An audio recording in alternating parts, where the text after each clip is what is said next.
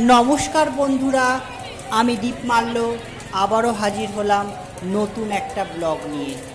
আর এখন আমি হাজির হয়েছি সুন্দরাচল অর্থাৎ জগন্নাথ দেবের মাসির বাড়িতে।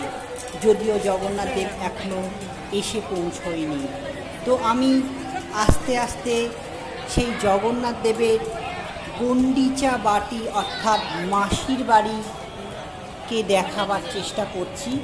দেখুন, এই রত্নবেদিতে জগন্নাথ দেব, বলভদ্র এবং সুভদ্রা মহারানী অধিষ্ঠান করবেন আর দীর্ঘ 9 দিন এখানেই থাকবেন, মহা সমারোহে পূজা নেবেন। দেখতে পাচ্ছেন কি অপূর্ব সুন্দরভাবে গন্ডিচা বাটিকে স্থাপন করা হয়েছে। খুব সুন্দর, প্রত্যেক বছরই এত সুন্দরভাবেই ডেকোরেশন করা হয়। প্রভু বসবেন বলে কথা। আর আপনারা নিশ্চয়ই বুঝতেই পারছেন আমি এখন কোথায়। তারকেশ্বর নতুন বাস স্ট্যান্ডে ইসকন আয়োজিত রথযাত্রা মহোৎসবে। আর এই দেখুন, দুপাশে গৌরনিতায়ের ছবি লাগানো রয়েছে। গত বছরও এরকম ছিল। আর দেখতে পাচ্ছেন সকলে ছবি তুলছে, যদিও এখনও প্রভু এসে পৌঁছায়নি। সবাই প্রভু আসার জন্য অপেক্ষা করছেন। আর দেখতে পাচ্ছেন মেলা প্রাঙ্গণটা কি সুন্দর লাগছে, আপনারা দেখতেই পাচ্ছেন। আর আস্তে আস্তে দেখুন,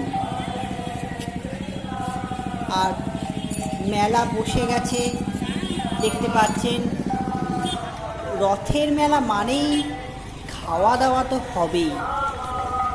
আর দেখতে পাচ্ছেন ওইদিকে আলো আস্তে আস্তে জ্বলা শুরু হয়ে যাবে, যেহেতু বিকেলবেলা, মানে এখনও সূর্যের আলো রয়েছে।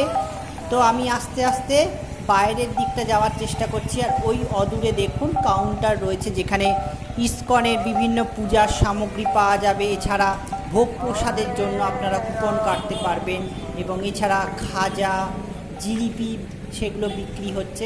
এই দেখতে পাচ্ছেন আপনারা। এখনও সেইভাবে কাউন্টার খোলেনি, যেহেতু মেলা শুরু হবে, এখনও প্রভু আসেননি।